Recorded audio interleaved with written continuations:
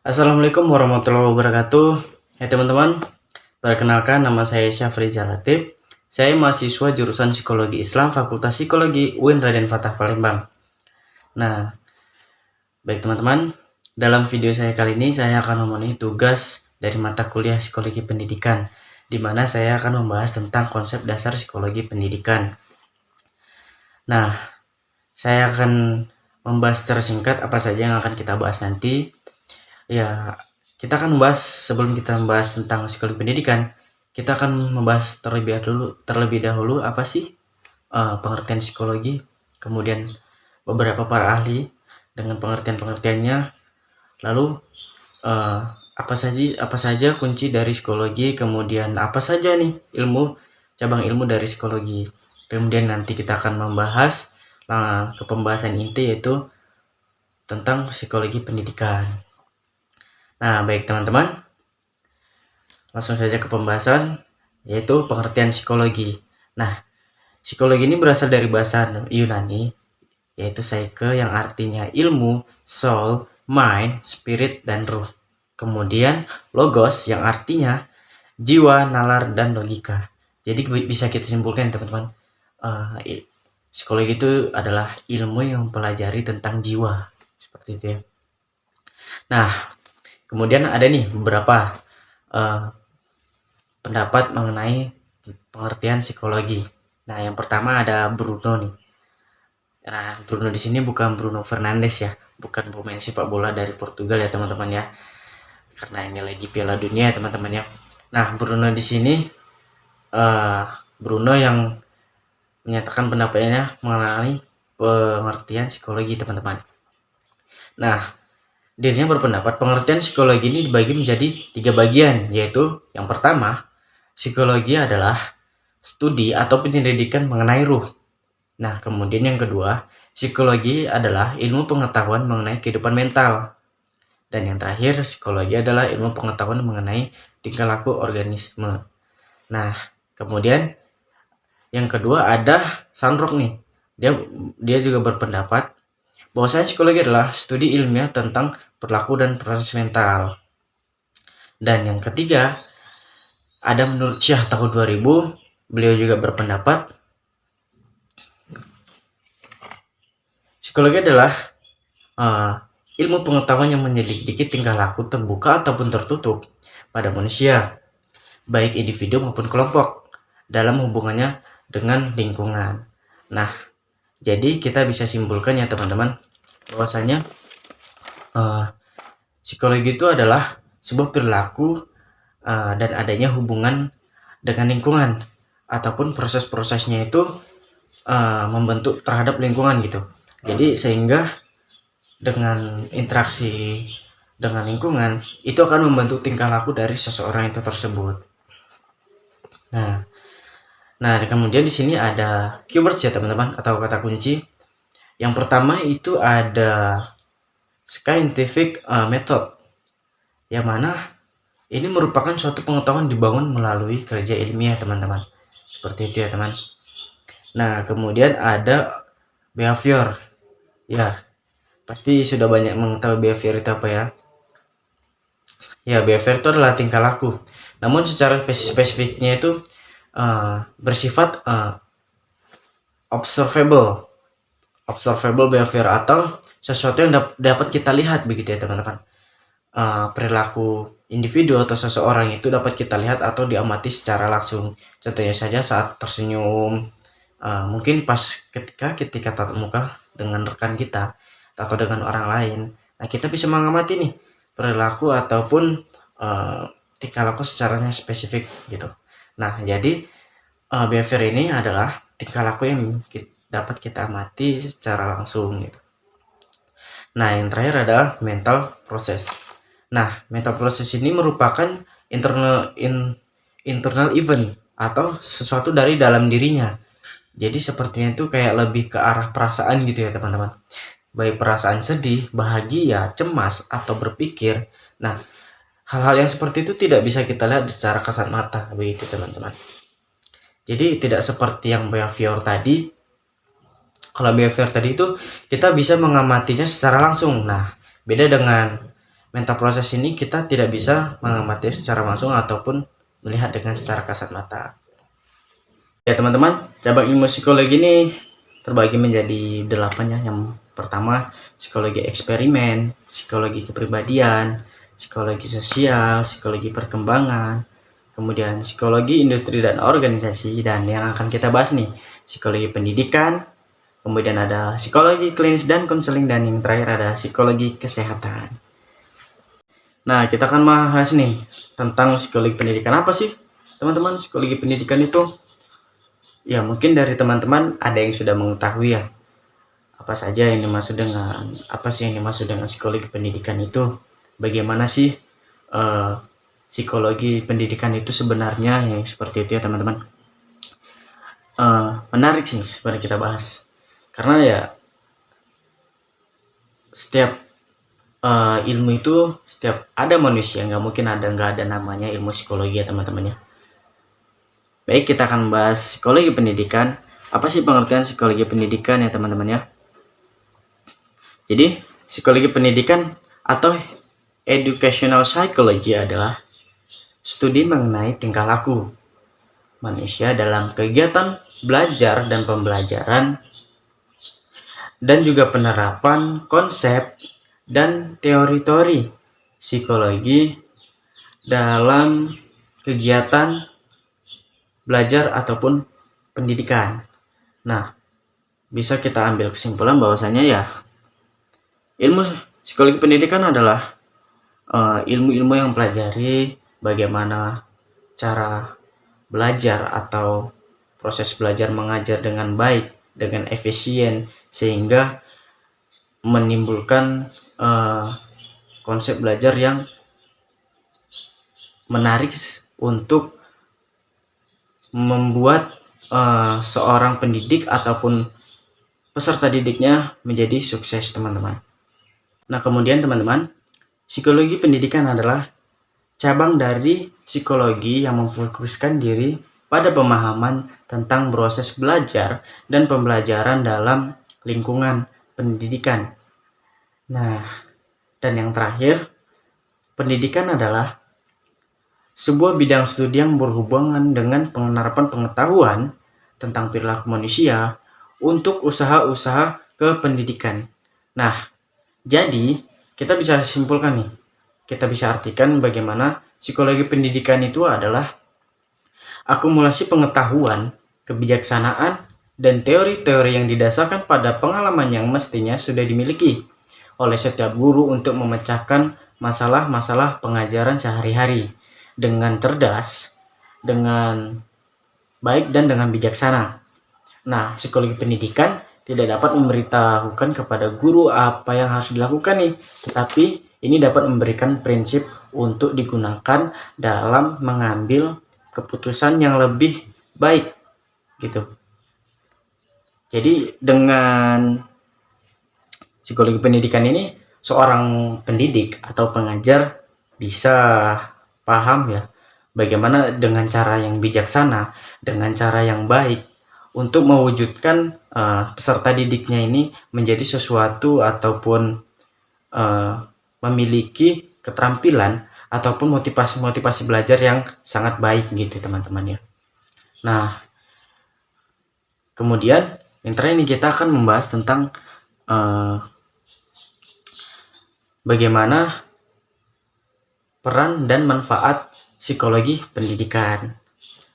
Baik, nah yang pertama itu ya teman-teman ya, kita harus memahami strategi dan metode pembelajaran. Nah, pastinya kalau kita sebagai pendidik teman-teman ya, kita tuh udah mengetahui nih ya kan, bagaimana karakteristik peserta didik di dalam kelasnya ini. Nah, dengan kita sudah mengetahui karakteristik di dalam kelasnya, peserta didiknya bagaimana gitu kan. Nah, kita pastinya bagaimana kita ini membuat suatu kelas ini menjadi efektif dan efisien. Bagaimana kita membuat kelas ini menjadi hidup. Bagaimana kita membuat kelas ini menjadi kreatif gitu teman-teman ya. Nah, pasti kan setiap kelas itu akan berbeda teman-teman. Setiap kelas itu akan berbeda strategi dan metodenya. Nah, tergantung dengan karakteristik yang kita tentukan tersebut gitu kan. Pastinya karakteristik setiap kelas itu bakal berbeda-beda. Nah, kita akan menentukan sesuai dengan kebutuhan. Nah, yang kedua adalah mengevaluasi hasil pembelajaran, teman-teman. Nah, ketika kita sudah mengetahui nih hasilnya ya kan, kita udah mengetahui nih, kita sudah membuat strategi dan metode pembelajaran di dalam kelas gitu kan. Nah, kita ini udah tahu hasilnya, baik itu dengan kita observasi, dengan kita melihat, dengan kita melalui secara langsung berinteraksi seperti itu kan. Nah, kita lihat apakah strategi kita ini sudah tepat sasaran gitu. Apakah strategi kita ini sudah sesuai dengan karakteristik di dalam kelas tersebut gitu.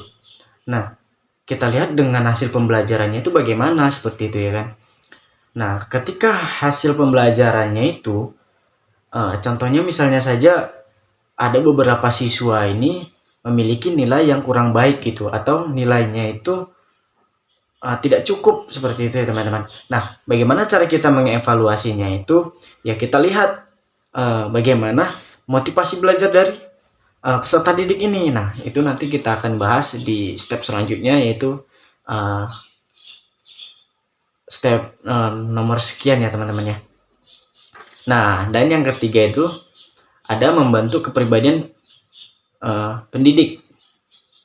Nah, selain kita juga memahami ataupun kita membentuk karakter dari peserta didik, kita harus paham dulu nih bagaimana kepribadian pendidik. Nah, seperti itu ya teman-teman.